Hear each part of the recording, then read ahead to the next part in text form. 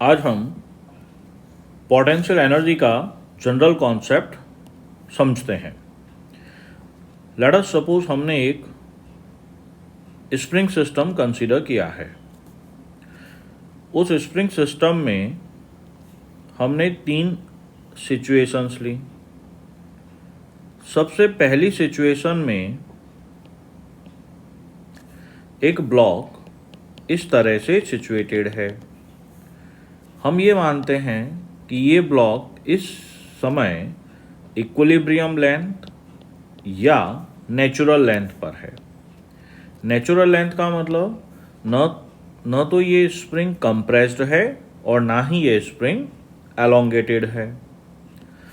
अब अगर हम इस स्प्रिंग को कंप्रेस करते हैं या फिर इसी स्प्रिंग को इस मीन पोजीशन से एलोंगेट करना चाहें, तो जब कंप्रेस किया तो हमारा डिस्प्लेसमेंट इस तरफ रहा और जब एलोंगेट किया तो डिस्प्लेसमेंट इस तरफ रहा। दोनों ही सिचुएशन में हमें स्प्रिंग फोर्स के अगेंस्ट वर्क करना पड़ा। ये स्प्रिंग फोर्स हमें स्प्रिंग को एलोंगेट या कंप्रेस करने में अपोज करता है। हम यहाँ पर समझ सकते हैं कि ये स्प्रिंग फोर्स हमेशा डिस्प्लेसमेंट के एंटी पैरेलल ही है। तो इस ब्लॉक को मीन पोजीशन से ए या बी तक लाने के लिए हमें स्प्रिंग फोर्स के अगेंस्ट एक एक्सटर्नल फोर्स लगाना होगा जो इसको इस तरफ लेके जाएगा। तो यहां पर ये जो हम फोर्स लगा रहे हैं ये एक्सटर्नल फोर्स है। ऐसा ही एक और एग्जांपल समझते हैं। सपोज ये ग्रेविटी का रेफरेंस लेवल हमने लिया। यहां पर एक ब्लॉक है जिसका मास m है। इस ब्लॉक को अर्थ सरफेस से h हाइट ऊपर लाने के लिए हमें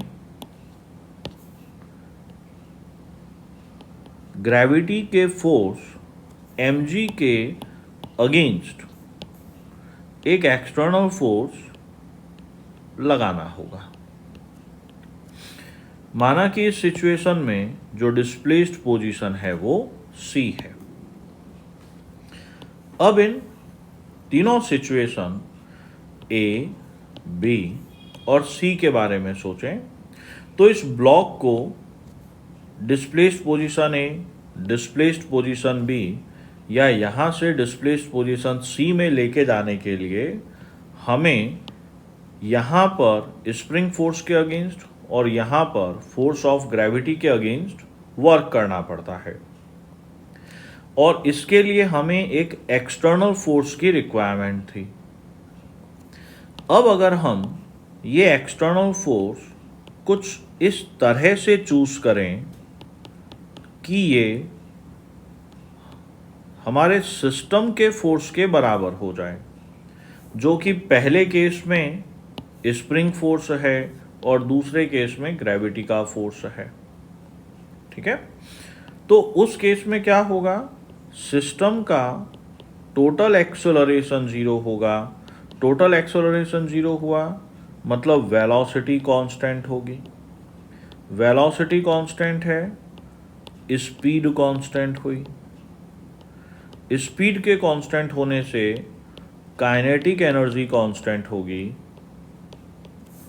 इसका मतलब चेंज इन काइनेटिक एनर्जी 0 है। तो हम जो भी वर्क कर रहे हैं उसकी वजह से काइनेटिक एनर्जी में चेंज नहीं हो रहा। इसका मतलब हमारा वर्क डन पूरी तरह से पोटेंशियल एनर्जी में स्टोर्ड होगा। अब हम यहां पर समझें, हमारे पास में A, B और C तीनों ही डिस्प्लेस्ड पोजीशंस थे। अब अगर हम इस डिस्प्लेस्ड पोजीशन पर अगर एक्सटर्नल फोर्स को रिमूव कर देते हैं तो हमारे सिस्टम के फोर्स, जो कि स्प्रिंग फोर्स और ग्रेविटी का फोर्स है, उसकी वजह से ब्लॉक वापस अपनी इनिशियल पोजीशन में आने की कोशिश करता है। हम ये कह सकते हैं कि stored potential energy at displaced position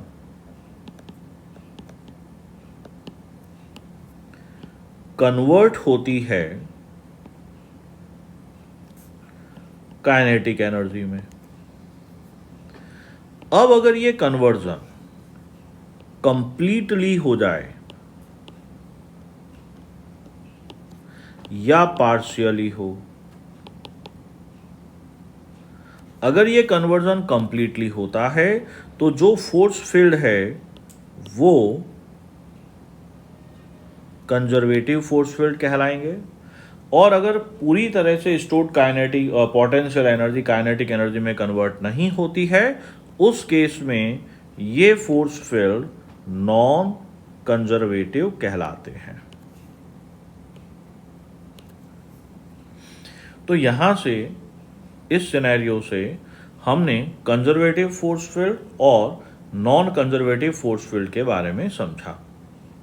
अच्छा, अभी यहाँ पर इस डायग्राम से क्लियर हो गया कि सभी सिचुएशन में एक्सटर्नल फोर्स डिस्प्लेसमेंट के पैरेलल था, और जो हमारे पास में सिस्टम का फोर्स था, जिसको हम यहाँ पर कंजर्वेटिव फोर्स फील्ड कह दें, वो डिस्प्लेसमेंट के एंटी पैरेलल था। इसका मतलब work done by external force positive रहा और work done by conservative force negative है।